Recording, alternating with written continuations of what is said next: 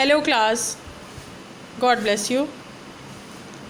Class, today we will learn and discuss another topic with changes in states of matter. Chapter number 6, lesson number 3. This is a very common and favorite compound, water. Water is a compound which is everywhere around us. We are using it in ice form. We are drinking it in liquid form, and we are also breathing water in its gaseous form, in its vapor form.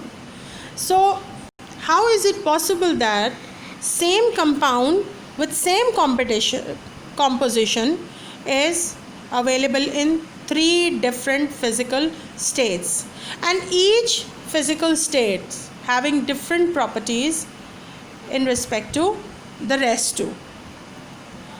So we see what is the possible arrangement of particle in all 3 states.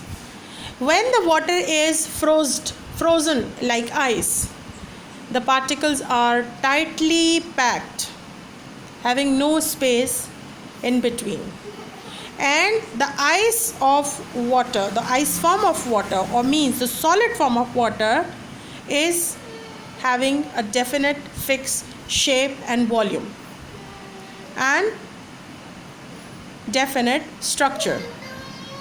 But when it melts to water, it flows, means the particles are relatively at some distances. The liquid water can flow and it takes the shape of the container in which it is kept. So here we see the particles are at some distance. That's why they can move and slide over one another. But when the water in its vapor form, the particles are very far or having very large spaces between them. So here we see the same matter, water, is existing in 3 different physical states. Now next is how the states are converted. We have used special names for their conversion. Like when we heat solid, it starts melting at a sharp temperature, which is called as the melting point, and the process is called as melting. But when we cool a liquid, it freezes to solid again, and we are using a name freezing for this. When we heat a liquid, it evaporates to gaseous phase, but on cooling a gas, it condensed back to liquid state. When we cool a gas, sometimes it directly changes into solid, which is called as sublimation. So we see the different states of matter or different states of water are only the different arrangement of particles. The matter remains the same, the composition remains the same, the formula remains the same, only how they are arranged is their state.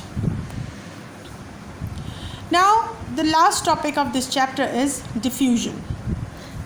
You remember I taught you about Brownian motion, and Brownian motion is the haphazard movement of particles. Diffusion is the movement of a substance from an area of higher concentration, the area where it is gathered most, to an area of low concentration. And diffusion happens in liquids and gases because their particles can move randomly and freely from one place to another place. This picture is showing you one gas jar is full of bromine. Bromine is a reddish brown color gas. Another empty jar is inverted over it, and after some time the particles of bromine gas will be spreading from a place of higher concentration to a place of lower concentration, unless or until their spreading is completed. So how come the bromine is found in or bromine reached this jar? This is just due to diffusion. The next very favorite example of students is the diffusion of potassium permanganate. Potassium permanganate is a compound which exists in solid state and is purple color.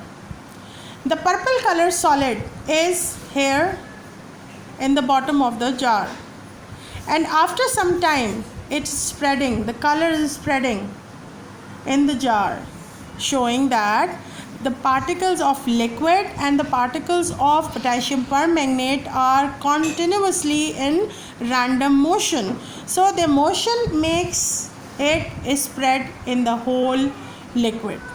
So diffusion is the process of mixing particles, of spreading particles from a place of higher concentration to a place of lower concentration. Now today I am giving you an understanding of summary of table number 6.2 from your textbook. Class, I am finishing this chapter here, and I will be coming with another topic discussing the review questions of this chapter. Till then, take care. God bless you.